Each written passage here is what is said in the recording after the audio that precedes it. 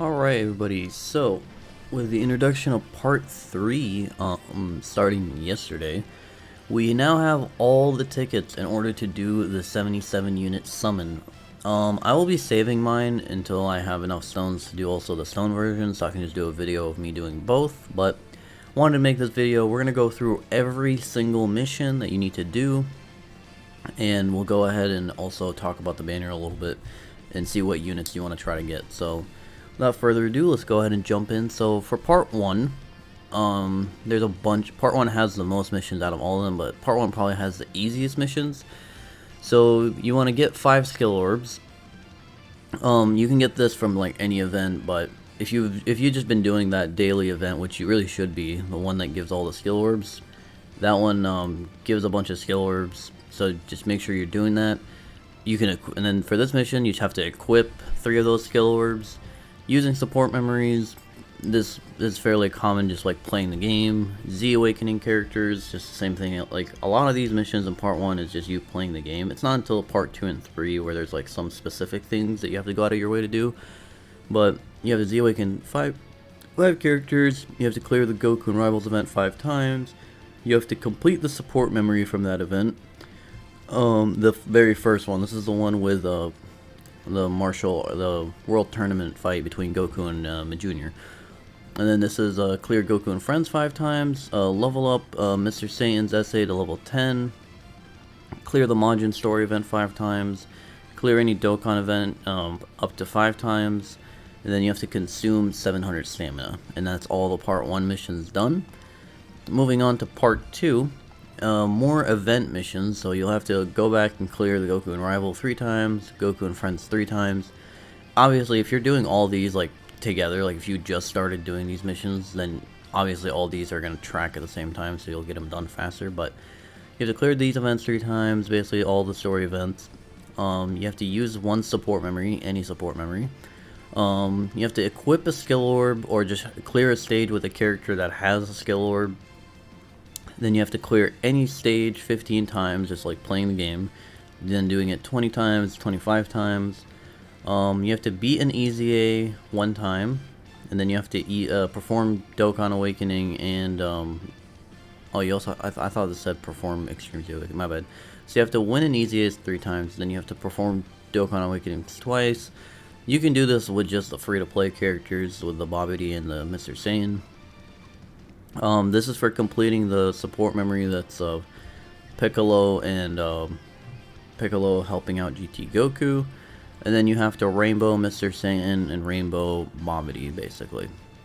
And then with the missions included from yesterday for part 3, a lot of these are also fairly easy. There's only 2 missions in here that are specific, I guess. So you have to clear any stage up to 10 times.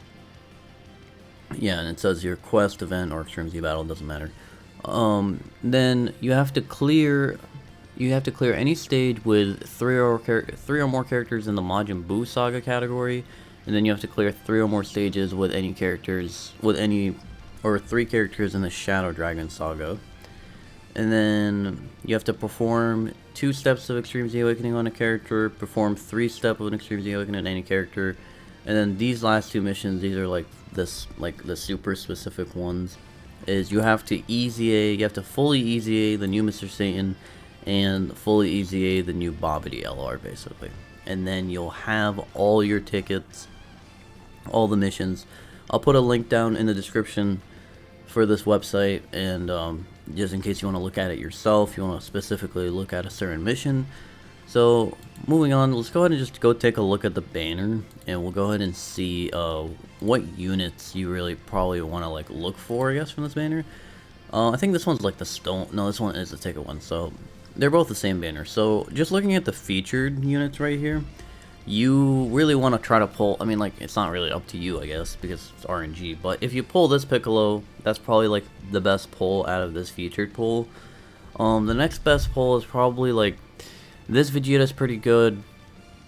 These guys are still pretty good. This Goku Black is good, but once we get like a Dokkan Fest Goku Black that has a 200% for all the Goku Black characters, he'll be way better. Jacko's okay. He has dodge and stuff like that, so he can work.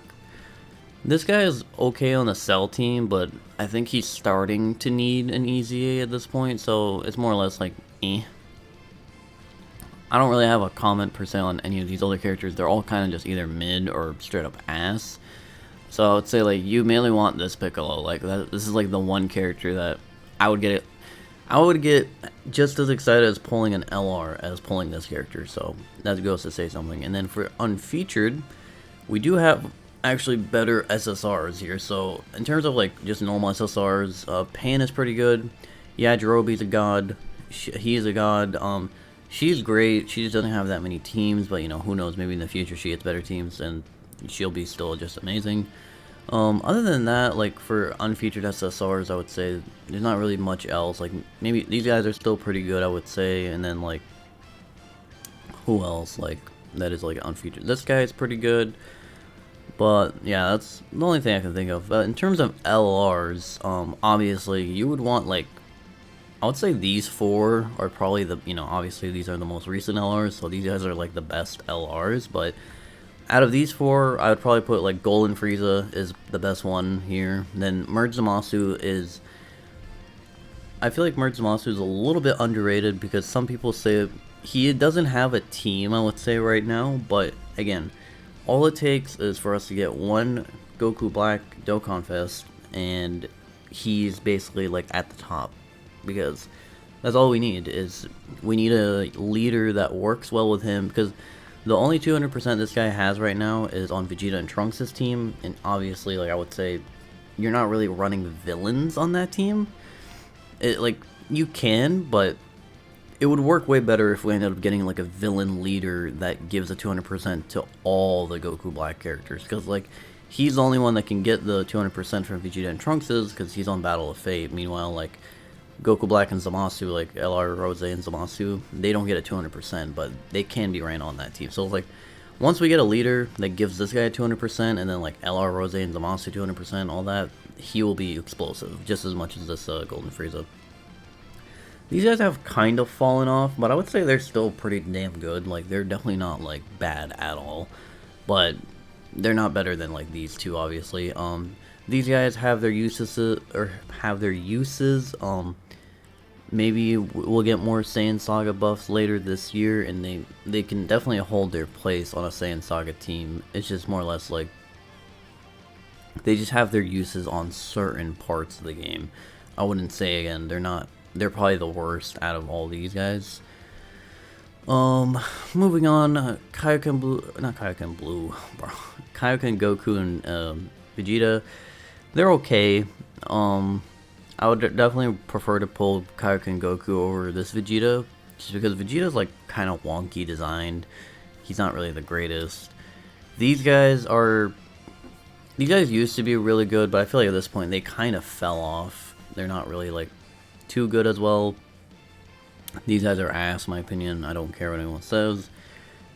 These guys are a little weird, I guess. I think their biggest problem is the same as this Zamasu's. They don't really have a team where they fit well on it.